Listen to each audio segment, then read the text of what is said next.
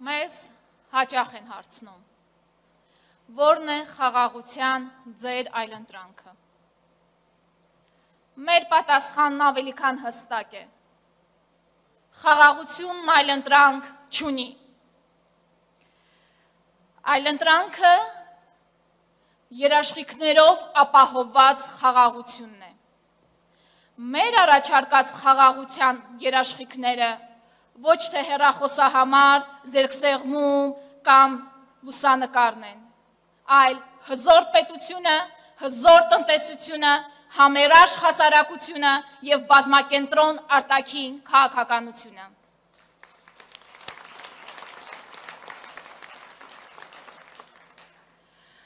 Հաշվի առնելով փոքրիկ խմբակի արտաքին քաղաքականության տոտալ ձախողումը և Հայաստանի սպառնացող գոյաբանական սպառնալիքները, մենք առաջարկում ենք արտաքին քաղաքականության նոր բովանդակություն։ Արժանապատիվ դիրքավորումներ համաշխարհային քաղաքական տնտեսական ինտեգրացիոն գործընթացներում։ Մենք համոզված ենք, որ Հայաստանը կարող է և պետք է դառնա տնտեսական միջազգային նախագծերի հանգույց և բարձր տեխնոլոգիաների հաբ, բայց առանց սակարկելու ինքնիշխանությունը և ազգային շահերը։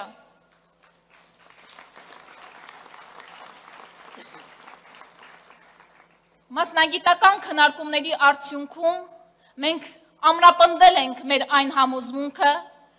որ զսպումների և հավասարակշռության ռազմավարության մշակումը և ներդրումն են և մեր համազգային համախմբումը բոլոր տեսակի խաղաղությունների երաշխիքը։ Մի անինքնիշխանություն, որի գինը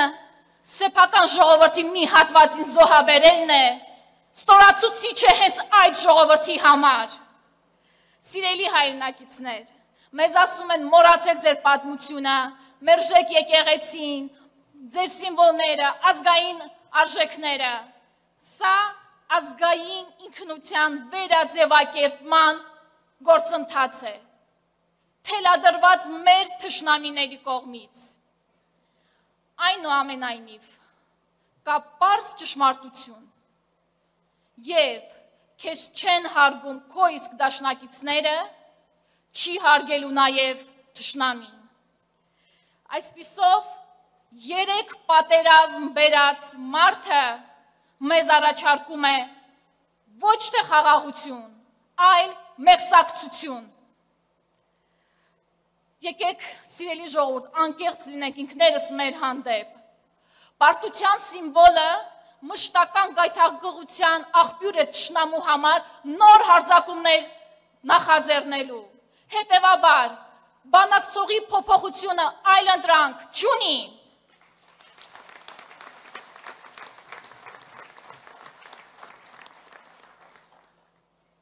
Ճապոնիա, Թուրքիա, Ֆինլանդիա, Իտալիա և շատ այլ պետություններ ևս իրենց պատմության ընթացքում կործանարար պարտություններ են կրել, բայց կարողացել են ոտքի կանգնել և գրանցել զարգացման նոր բարձունքներ։ Մենք համոզված ենք,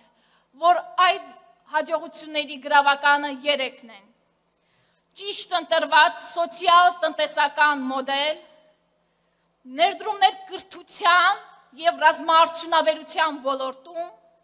և բազմավեկտոր արտաքին քաղաքականությունը։ Եվ հենց սա ենք մենք ձեզ առաջարկում։ Մեր շարժման գաղափարական առաջնորդ Սամվել Կարապետյանն իր ամբողջ կենսագրությամբ ապացուցել է, որ կարող է պայմանավորվել, բանակցել, համաձայնության եզրեր գտնել կարծես թե ամենաանելանելի, ամենափակուղային իրավիճակներում։ Միայն մեկ բացառությամբ։ Նա չի պայմանավորվում հայրենիքը վաճառողների հետ։ Նա, որպես հայ տղամարդ, չի սակարկում ձեր, իմ, բոլորիս արժանապատվությունը, այսօր բանտարկված է մեր արժանապատվությունը, իդեմս Սամվել Կարապետյանի, մեր սրբազանների, բոլոր գերիների, Բաքվում գտնվող մեր բոլոր գերիների։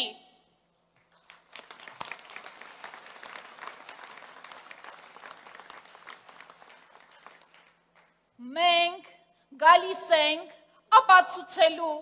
որ թշնամու կողմից բոլոր թելադրանքներն անվերապահորեն իրականացնելուն կա այլընտրանք։ Եվ այդ այլընտրանքը հզոր տնտեսության միջոցով կայուն անվտանգությունն է։ Բերտության որդեգրած արտաքին քաղաքականությունը չի կարող հիմնովին փոխվել մի փոքրիկ խմբակի կմահաճույքներով կամ մի քանի տարին մեկ։ Մենք բաց հայտարարում ենք, որ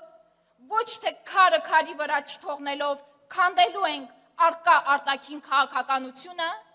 այլ ելքեր ենք փնտրելու, կառուցելու ենք որակապես նոր հարաբերություններ մեր ավանդական դաշնակիցների հետ եւ գտնելու ենք նոր դաշնակիցներ։ Մենք բոլորս արդեն իսկ ականատես ենք եղել զրոյական կետից արտաքին քաղաքականություն սկսելու process-ին եւ մինչ օրս կրում ենք դրա ծանրագույն հետևանքները։ Սփյուռքը դիտարկելով որպես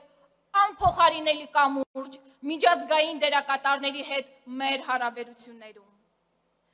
Դեռևս տարիներ առաջ Սամվել Կարապետյանն իր հարցազրույցներից մեկում պատասխանելով լրագրողներից մեկի հարցին, թե որն է այն հատկանիշը, որի շնորհիվ դուք հասել եք այդ հաջողություններին, նա պատասխանել է. պարկեշտությունը։ Մենք այսօր այնքան կարիք ունենք այդ պարկեշտության մեր քաղաքական կյանքում եւ մեր արդեն հասարակական կյանքում։ Հավատացեք, արտաքին քաղաքականության ոլորտում եւս վստահելի, հետևողական եւ պարկեշտ բանակցող ու գործընկեր ունենալը ամենակարևորն է եւ հաջողության գրավականը արտաքին քաղաքականության ասպարեզում։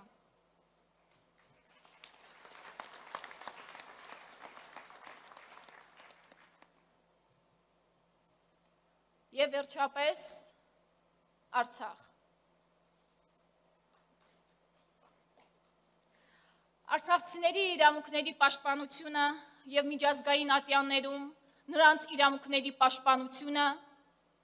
մայր Հայաստանում նրանց արժանապատիվ կյանքի ապահովումը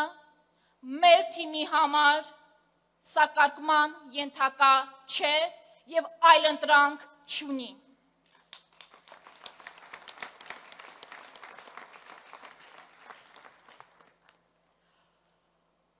Արցախի մասին ես կարող եմ շատ երկար խոսել։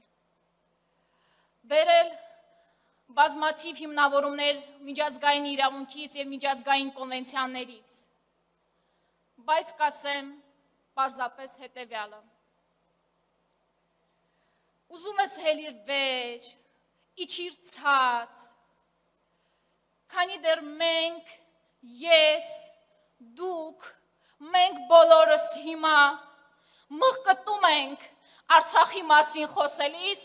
ուրեմն Արցախ վերադարձի հարցը մեզ համար փակ չէ։